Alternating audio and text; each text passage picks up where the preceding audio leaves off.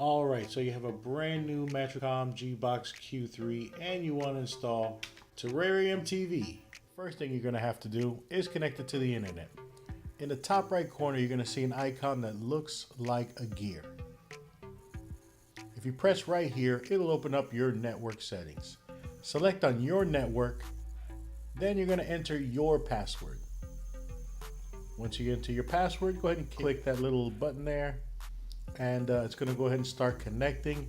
It should say connected successfully. If it doesn't say that, you're going to have to re-enter your password. After you enter the Matricom store, make sure that you allow it any permission that it might ask so it can go ahead and do its thing for you. Right here in the applications tab, we're looking for the entertainment. And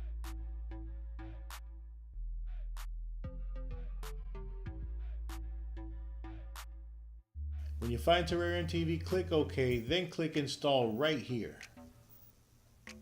That should start the download, and we're waiting for the package installer to open up. There it goes right there. Click install. In the bottom right corner, it's going to start installing.